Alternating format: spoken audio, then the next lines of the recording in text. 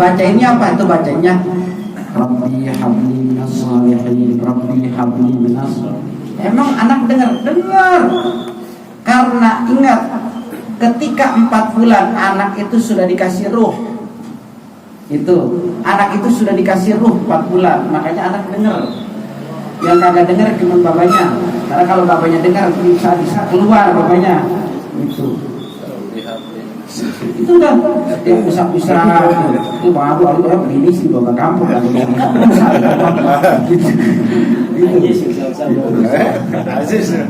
Waalaikumsalam warahmatullahi wabarakatuh. Alhamdulillahilladzi qad akhraja nataijal dzikri li arbabil hijab. Wassalatu wassalamu ala nabiyil mustafa wa ala alihi wa sahbihi ahli sidqi wal wafa. Amma ba'd. Faqad qala Allah ta'ala fil Qur'anil Karim. Bismillahirrahmanirrahim. Wa in ta'allana rabbukum la in syakartum la azidannakum wa la in kafartum inna 'adzabi lasyadid.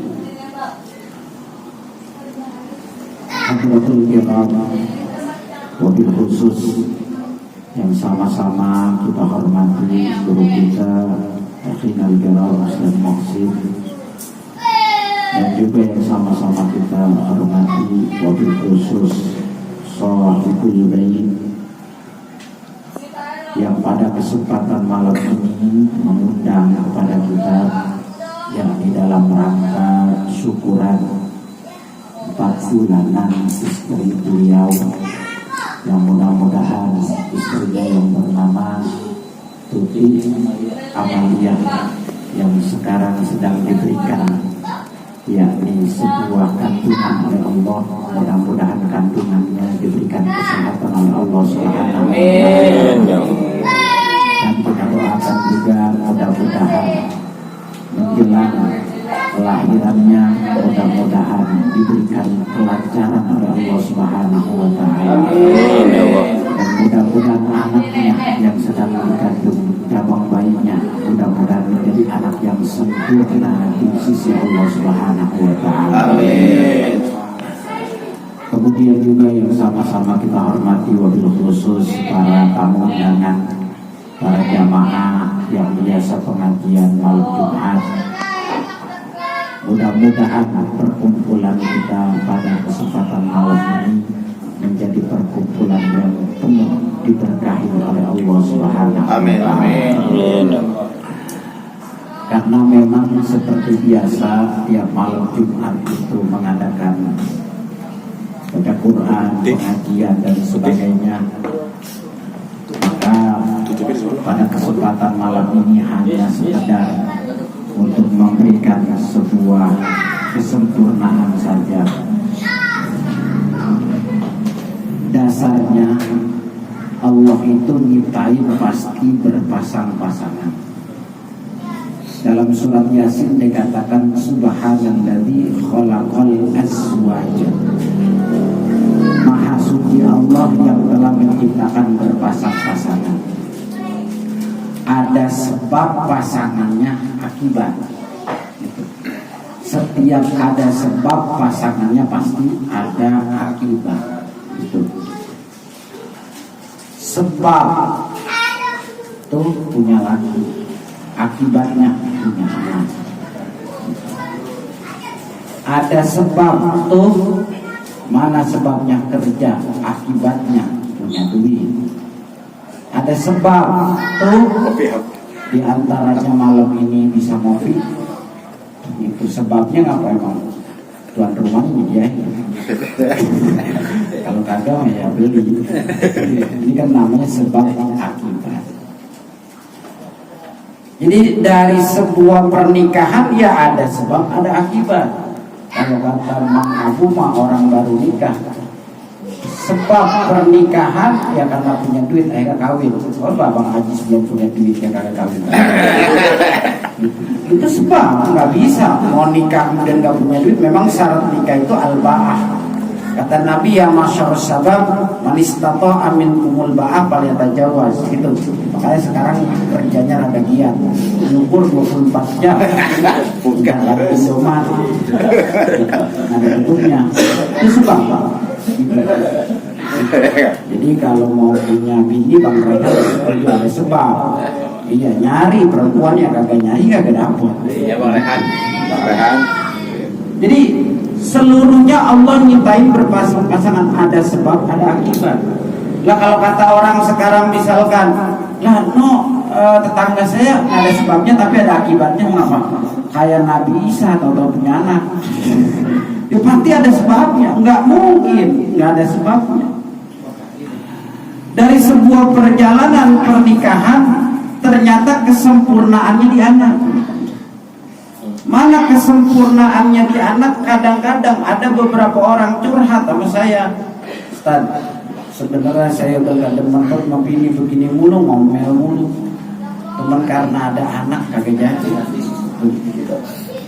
Jadi ternyata dari sekian pernikahan itu bisa sempurna dengan sebab anak. Orang nikah bertahun-tahun pasti yang diceritain, doain saya biar punya anak, karena ada bosan. Orang nikah bertahun-tahun pasti yang diharapkan bukan karena dia punya rumah, yang diharapkan dia punya keturunan. Maka ternyata dari sebab keturunan bisa melahirkan sebuah kesempurnaan.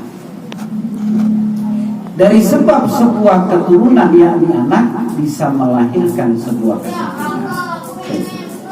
Makanya kalau misalkan punya anak, ini yang paling penting buat kita adalah itu anak jangan suka dimarahin. Ini kalau bocah misalkan masih kecil, mohon maaf, itu kadang-kadang bocah masih kecil kagak ngomong aja kita suruh ngomong, kita ajakin ngomong, begitu udah gede ngomong mulu sih kamu. Kemarin udah ajakin ngomong, kalau bisa ngomong itu belum bisa makan dimakanin, dibawa ke rumah babanya, padahal babanya kelima. Begitu udah bisa makan mulu. Ternyata itu sebuah kesempurnaan yang Allah berikan, yaitu anak. Makanya anak itu paling dalam Quran itu banyak, tapi minimal anak itu 2 di kita. 1, al-malu wal banun zinatul hayatid dunya. Harta dan anak itu menjadi perhiasan dunia. 1. Yang kedua, innama amwalukum wa auladukum fitnah. Harta dan anak menjadi fitnah. Dulu waktu lagi ngaji ada pertanyaan santri begini, dia ditanya, mengapa sih kok Al-Quran ngomongnya harta anak? Innama amwalukum wa auladukum fitnah. Harta anak dan harta jadi fitnah. Ada lagi al-malu wal banun zinatul hayatid dunya. Harta anak jadi fitnah. Kenapa alasannya? Kata Syekh Nawawi Al-Bantani di dalam kitab Kasyifatus Sajad, li'anna ma'al insan shairun ilal walad.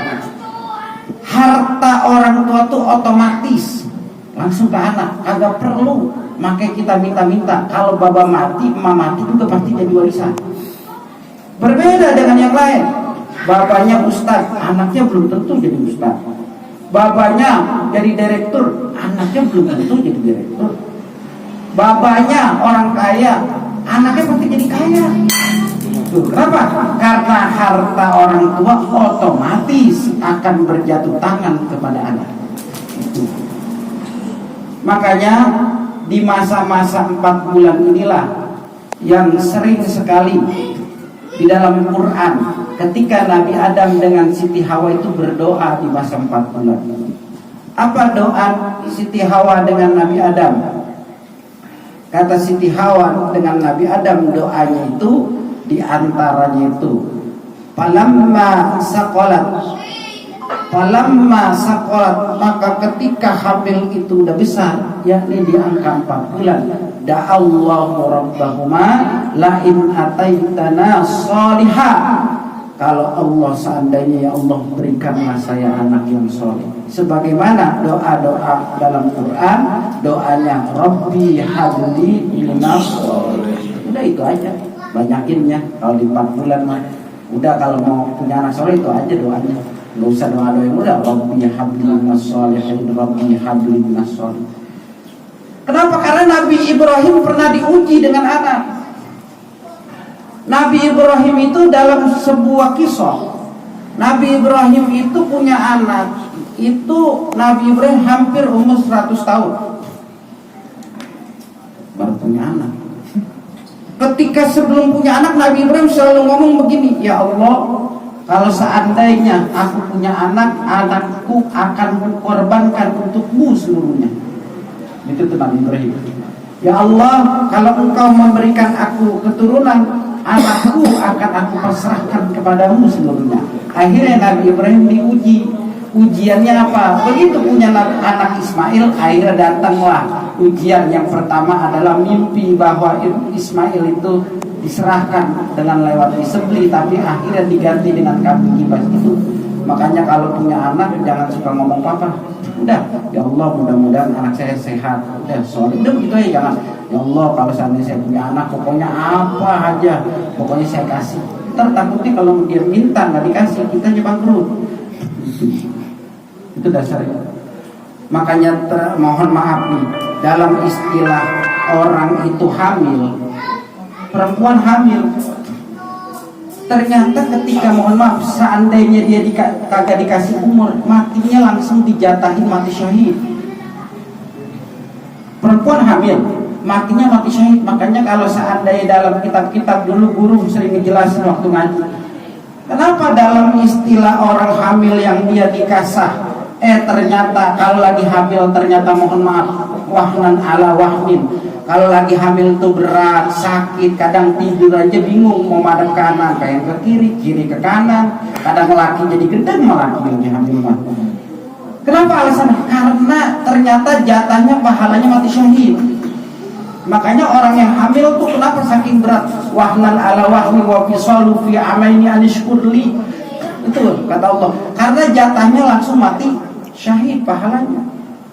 Orang mati syahid, alasannya kalau mati syahid itu cuma perang melawan orang kafir. Tapi perempuan yang ketika dia melahirkan, kemudian seandainya Allah wafatkan, maka matinya dipastikan dia itu pahalanya mati orang syahid. Itu makanya bedanya mohon maaf, kalau orang ternyata hamil dan hamilnya itu karena nikah, itu ngeluarinnya itu kenapa kok susah. Tapi orang di luar nikah tiba-tiba, wah itu bocah kapan hamil punya anak aja. Kenapa? Karena dia nggak sakit ketika punya anak, melahirkan nggak sakit. Sebabnya kenapa? Karena kagak dijatahi mati syahid.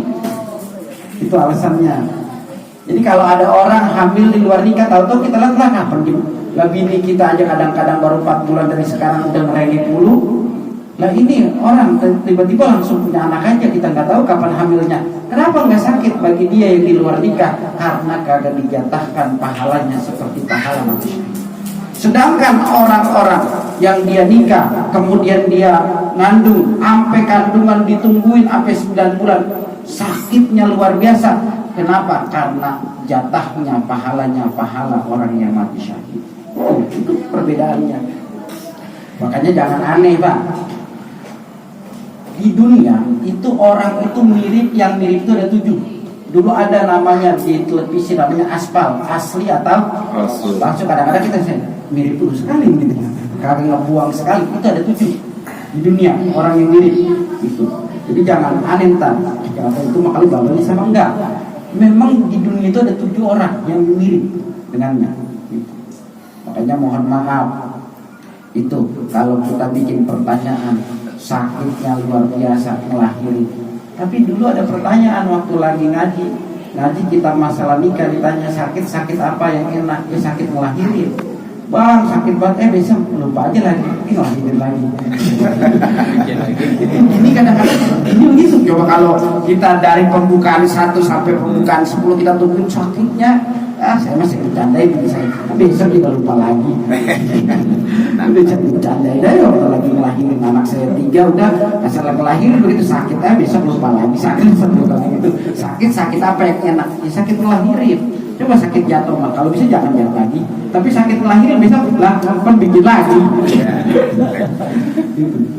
Jadi ketika kita punya anak, bukan anaknya yang kita lihat, tapi ternyata ada kekuasaan Allah yang lubang begitu kecil ternyata muat untuk anak. Apa kekuasaan Allah? Yang kekuasaan Allah yang perlu kita syukuri adalah Allah memberikan amanah ini anak. Maka anak itu minimal terbagi dua. Satu, al-mal wal banun zinatul hayati dunya. Anak, harta itu bisa jadi perhiasan dunia. Anak itu bisa jadi perhiasan kita. Di mana? Kalau ternyata anak itu soleh, maka dimanapun anak, dia nggak perlu kaya, dia nggak perlu pintar. Yang namanya soleh itu apa sih? Soleh itu cuma satu definisi dalam istilah ulama tasawuf. Soleh itu adalah orang yang sering mengerjakan perintah Allah. Udah cukup soleh. Kenapa? Karena kata Ibnu Abbas, izzud dunya bil mal wa izzul akhirah bisalihil amal. Mulianya dunia itu dengan harta. Wajar kalau orang kaya disanjung-sanjung. Kita nggak usah aneh, mentang-mentang kaya loh disanjung. Ente juga kalau kaya tetap disanjung. Tapi wa izzul akhirah bisalihil amal. Sedangkan mulianya di akhirat dengan kesolihan amal. Berarti yang namanya anak soleh adalah anak yang bisa dia melaksanakan perintah Allah, yakni sholat dan itu anak soleh dulu. Karena ternyata dari kesolehan itu yang lain jadi maslahat. Orang punya harta, kalau anaknya soleh maslahat, sekalipun dia nggak punya duit juga ingat, ya ini harta bapak gua nyarinya capek, dan gua habisin. Tuh. Jadi yang pertama itu yang kita pikirkan, ini kira-kira anak kita soleh atau enggak. Yang kedua, anak itu bisa jadi fitnah. Mana innama amwalukum wa auladukum fitnah. Bocah mecahin punya orang, yang dicari bukan bocahnya. Kadang babal siapa? Kalau nggak mau tanggung jawab tuh, jadi kita yang kena. Lagi ngopi enak-enak dimarahin orang. Maka bagaimana cara mencetak anak soleh? Pertanyaan kan itu. Bagaimana cara mencetak anak soleh? Maka ulama-ulama mengatakan cara mencetak anak soleh adalah cuman mudah caranya dan tidak mahal. Doakan, usap-usap. Kalau tuh bini biasanya kalau 4 bulan tuh biasanya udah mau diusap-usap tuh bini. Kadang-kadang diusap-usap, bang anak undang gitu, bang anak nih goyang gitu. Iya, jadi dari keluar mau, soalnya lu dandang gua. Bacainnya apa itu bacanya? Rabbi habli minas shalihin, Rabbi habli minas. Emang anak dengar? Karena ingat, ketika 4 bulan anak itu sudah dikasih ruh. Itu anak itu sudah dikasih ruh 4 bulan, makanya anak dengar. Yang kagak dengar cuma bapaknya. Karena kalau bapaknya dengar bisa keluar bapaknya. Itu udah yang usap-usap itu bang Abu begini sih bawa kampung gitu.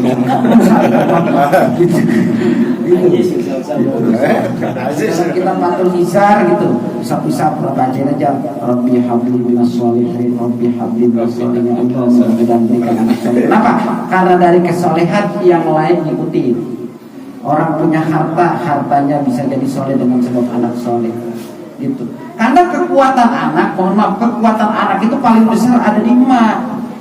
Contoh, kita tahu namanya Nabi Isa kagak punya bapa, tapi ternyata karena emaknya solehah, anaknya jadi nabi. Nabi Muhammad babanya meninggal umur 2 bulan, tapi karena emak, anaknya soleh. Kenapa? Tarbiyatul ula. Emak itu pendidikan pertama. Walaupun babanya rada-rada kurang soleh juga, kalau emaknya soleh, insya Allah anaknya jadi. Ada mana? Nabi Nuh alaihissalam. Ternyata anaknya kagak jadi si Kan'an. Kenapa? Emaknya penyembah berhala. Itu makanya yang penting emaknya soleh. Bapaknya mah rada-rada bengal gitu. Karena begitu. Nabi Muhammad ditinggalkan babanya Abdullah umur 2 bulan di kandungan kagak ketemu bapak, tapi ada emak jadi soleh. Makanya kalau bini ngambak bini lagi hamil udah lu diam aja sini, bapak mau nyari duit kemana ke ngayo, pokoknya yang penting menangguling kapan. No, kemarin kata Ustaz, asal emaknya benar anaknya benar, walaupun bapaknya rada benar. Buat dalil itu nggak apa-apa. Maka bagi kita mobil khusus yang hari ini diamanahkan anak soleh, jadikan anak soleh itu bukan karena keuangannya, bukan pintarannya, tapi jadi anak soleh karena mudah-mudahan anak kita diberikan taufik untuk ibadah kepada Allah Subhanahu wa taala. Amin ya Allah ya Rabbal. Mudah-mudahan kita doakan pada kesempatan malam ini berkah daripada tahlil, berkah daripada maulid Nabi. Mudah-mudahan anak ini yang dalam kandungan daripada Ibu Tuti mudah-mudahan dijadikan anak-anak yang soleh dan solehah di sisi Allah Subhanahu wa taala. Amin ya rabbal alamin. Ala hadhihi wal bunyatin salihah wa la hadratin nabiyina syabina maulana Muhammadin sallallahu alaihi wasallam bi niyati hajatina wa bi niyati hajati sahibil hajat. Al-Fatihah. Bismillahirrahmanirrahim. Alhamdulillahirabbil alamin arrahmanir rahim maliki yaumiddin. Iyyaka na'budu wa iyyaka nasta'in. Shiratal ladzina an'amta 'alaihim ghairil maghdubi 'alaihim waladdallin.